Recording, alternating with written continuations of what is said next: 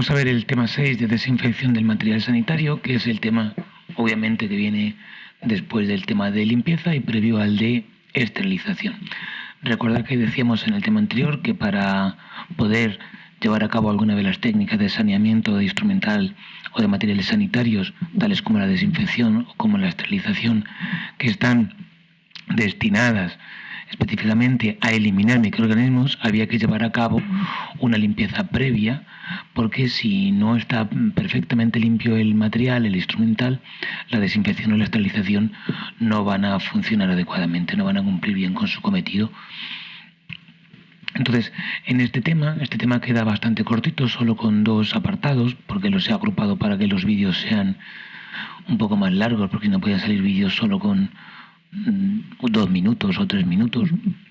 Vamos a ver lo que es la desinfección del material sanitario y qué factores influyen, cómo se decide un poco qué se va a utilizar, y luego cuáles son los métodos de desinfección de material, qué método vamos a aplicar, no físicos, químicos, y dentro de los químicos cuáles, ¿vale? Según el tipo de instrumental o de material que queramos desinfectar. Bueno, pues entonces lo primero que vamos a hacer es definir desinfección. ¿Vale?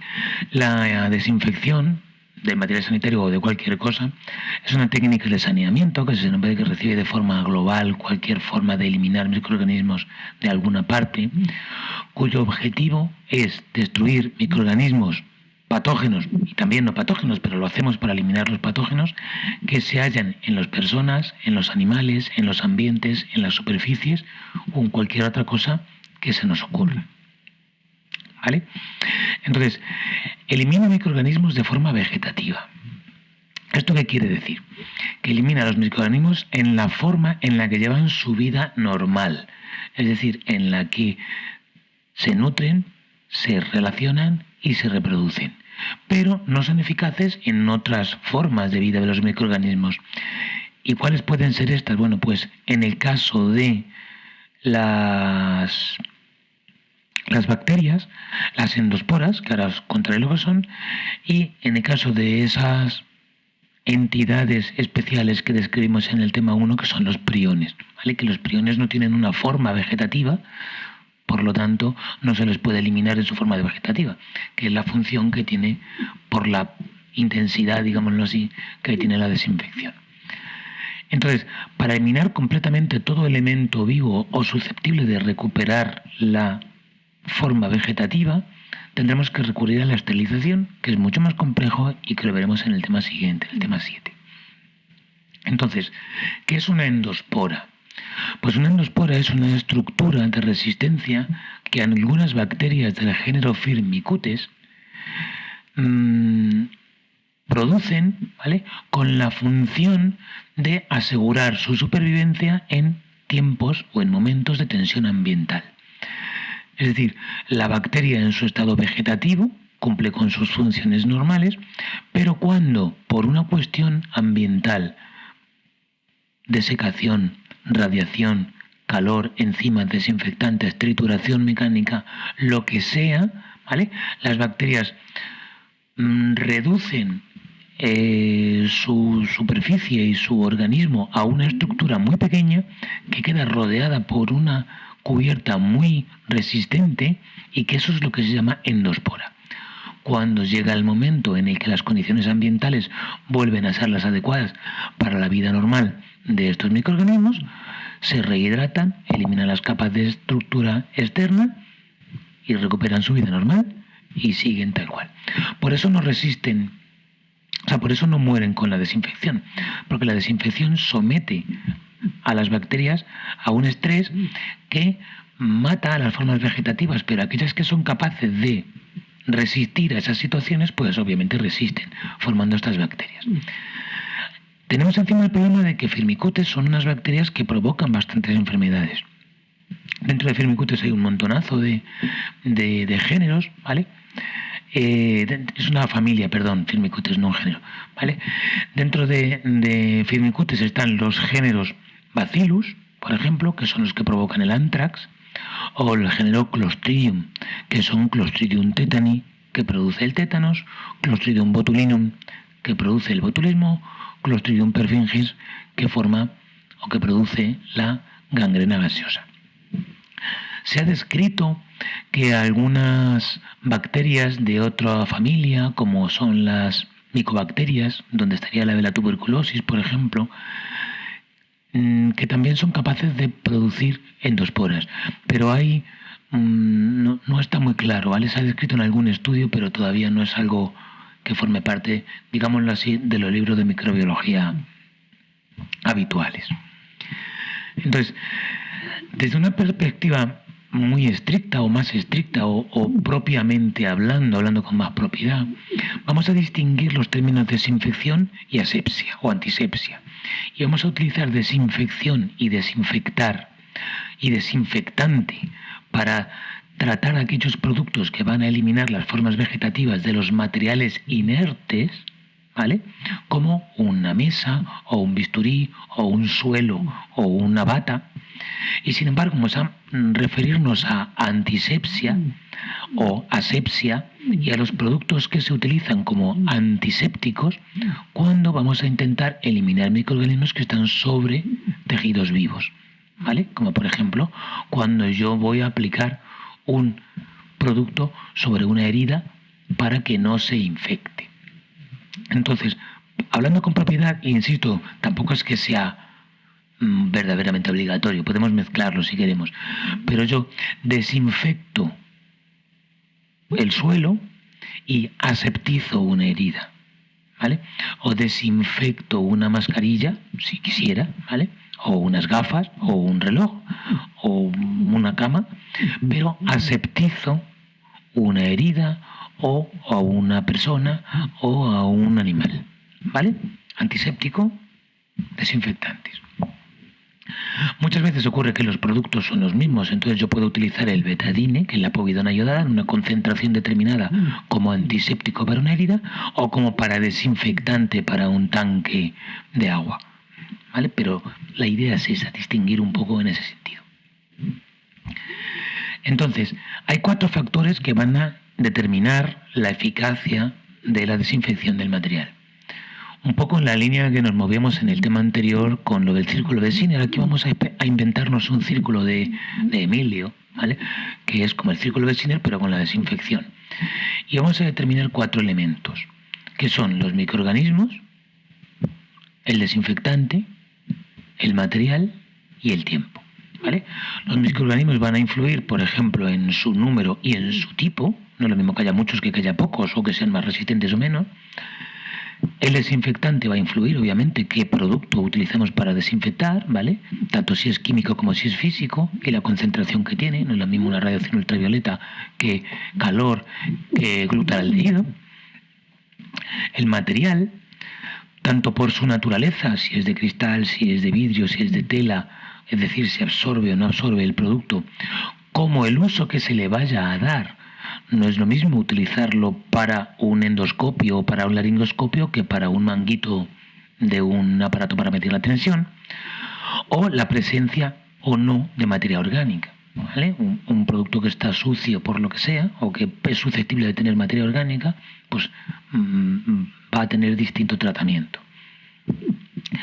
Y el tiempo, ¿vale? El tiempo obviamente de desinfección. Como norma general nos pasa un poco como ocurría con la limpieza. Hay un tiempo mínimo por debajo del cual no desinfecto y hay un tiempo por encima del cual ya no hago gran cosa, ¿vale? Ya no voy a conseguir mucho más porque he matado todo lo que puedo matar o casi todo lo que puedo matar y por más que aumente el tiempo no va a merecer la pena. Ahora, contando esto otra vez un poco por más despacio, lo que decía se puede plantear como algo similar al círculo de Skinner. Microorganismo, material, desinfectante y tiempo, de forma que si modifico unos o modifico otros, pues tengo que corregir con los demás. Si yo quiero desinfectar en menos tiempo, tendré que utilizar, por ejemplo, una mayor cantidad de desinfectante. Si quiero utilizar un desinfectante más potente, pues a lo mejor puedo rebajar el tiempo. O lo puedo utilizar en el mismo tiempo para más cantidad de microorganismos o para más resistentes, ¿vale? ¿Me entendéis, no? La idea que está detrás. Entonces, dentro de estos factores, vamos a ir viéndolos ahora uno en uno cómo influyen. Los microorganismos influyen, ¿vale? Desde distintos puntos de vista. el principal es el tipo de microorganismo. Hay microorganismos que son mucho más resistentes y hay microorganismos que son mucho menos resistentes a los desinfectantes. Entonces, microorganismos débiles o frágiles, lábiles, los voy a matar más fácilmente que microorganismos más resistentes. Entonces, de mayor a menor resistencia podemos ordenar los microorganismos como estáis viendo en ese esquema. Los de abajo, los que están en amarillo, son los menos resistentes y los que están arriba son los más resistentes. En este caso está colocado un poco por colores, que va a tener que ver con el sistema de saneamiento que vamos a tener que aplicar. Lo que está en rojo va a necesitar esterilización, lo que está en naranja oscuro, desinfección de alto nivel, lo que está en naranja amarillo, desinfección de nivel intermedio, y lo que está en amarillo, desinfección de bajo nivel. Luego veremos cómo se utiliza cada una de las cosas. ¿Vale? Entonces, aquí veis que de menos resistentes a más resistentes tenemos virus grandes con envuelta, ¿vale? Los virus grandes, más que grandes con envuelta, virus con envuelta en general, ¿vale? Los virus con envuelta son los que tienen una membrana lipídica de tipo celular alrededor, como el COVID, por ejemplo, que le hace muy sensible a los desinfectantes. De hecho, nosotros nos matamos el COVID con un simple desinfectante de base alcohólica con las manos. Luego estarían las bacterias y los hongos en forma vegetativa. Luego estarían los virus grandes sin envuelta, como puede ser, por ejemplo, un adenovirus. Los virus sin envuelta son menos sensibles, pero son más resistentes todavía a los virus pequeños sin envuelta, como por ejemplo el virus de la polio. Luego ya estarían los protozoos. Los protozoos, recordar que ya son eucariotas, lo vimos en el tema 1, como pueden ser las amebas que producen las amebiasis, o como pueden ser el toxoplasma gondii que producía la toxoplasmosis, ¿vale? Esos son o el plasmodium de la malaria. Luego están las micobacterias, especialmente Mycobacterium tuberculosis, que ya es muy resistente y va a necesitar o una desinfección de muy alto nivel durante tiempo prolongado o una esterilización. Y luego ya las esporas bacterianas y los priones, ¿vale? Las esporas que os decía antes, por ejemplo, de Clostridium tetani o de, Bacillus anthracis, y ya los priones de las encefalopatías espongiformes o del curu o del insomnio familiar fatal que vimos en el capítulo 1. Además, obviamente, cuanto más carga microbiana, más dificultad de desinfección, con lo cual más habrá que es como tener más suciedad. ¿Vale? En cuanto a los materiales, ¿vale? Los materiales vamos según los que vayamos a someter a la desinfección, van a tener van a necesitar de un criterio a la hora de llevar a cabo el proceso, ¿vale?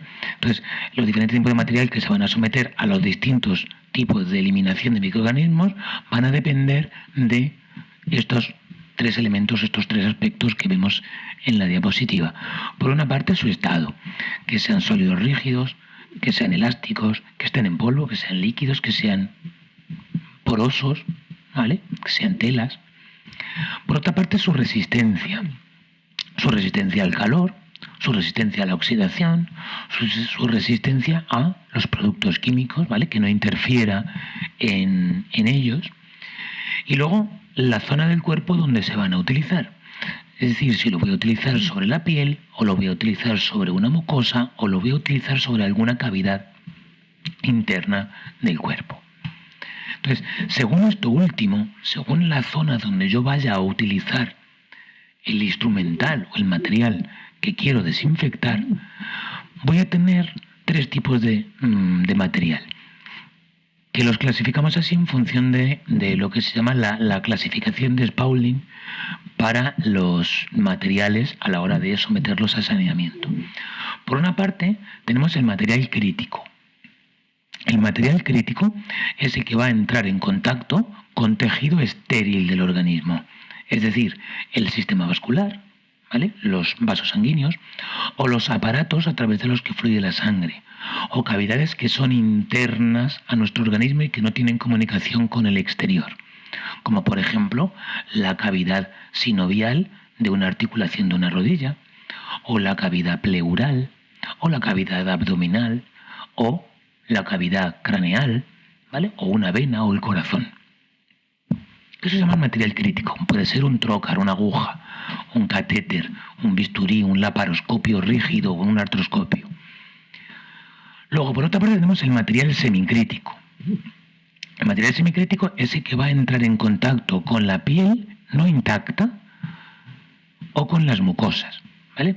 La piel no intacta, es decir, una piel que no esté en perfectas condiciones, que esté descamada, que tenga alguna pequeña irritación, no una herida. Una herida es crítico, porque es tejido estéril, pero que la piel esté deteriorada, un poco deteriorada.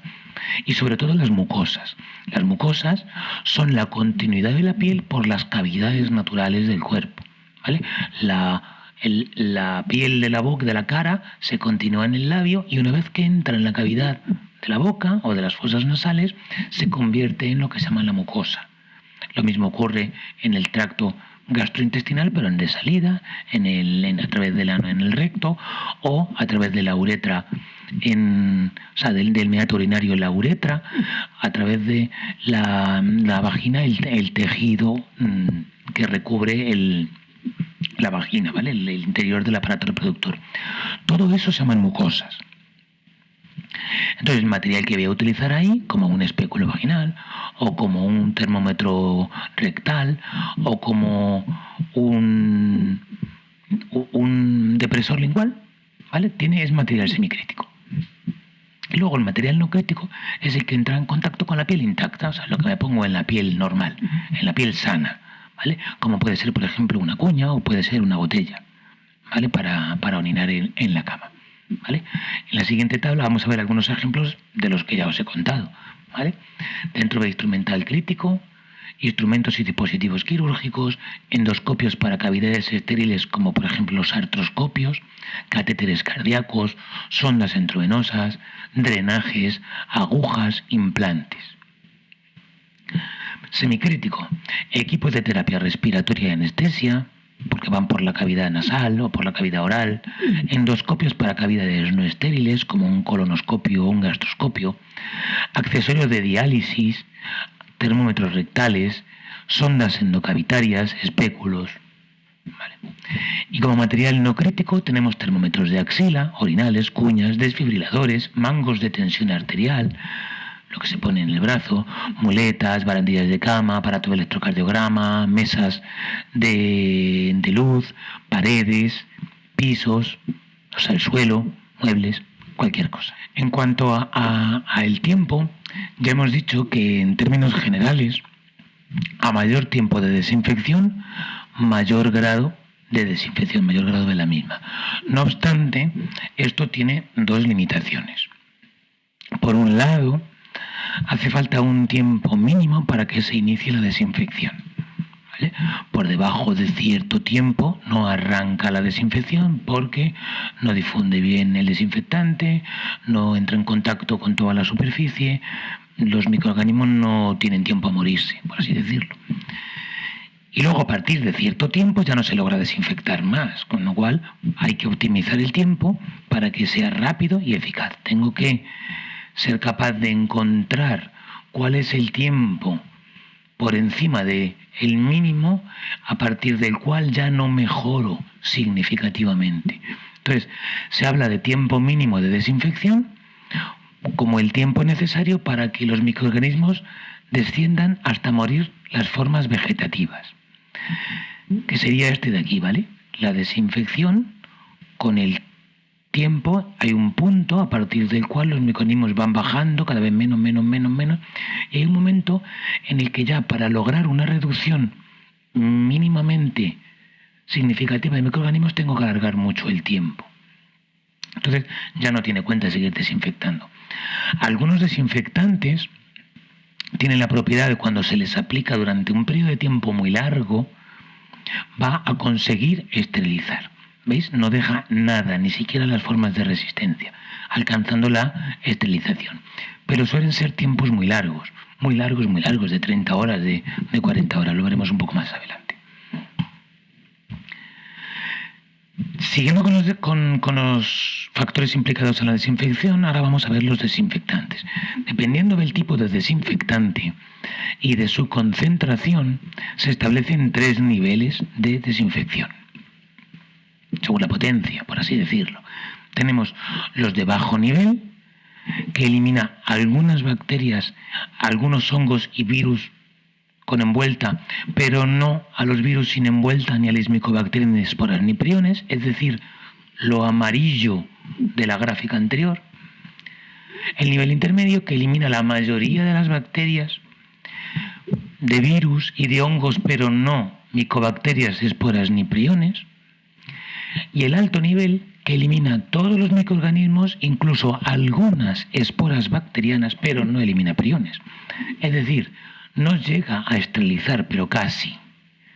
Daros cuenta lo relativo que es esto de algunas, las mayoría y todos, ¿vale?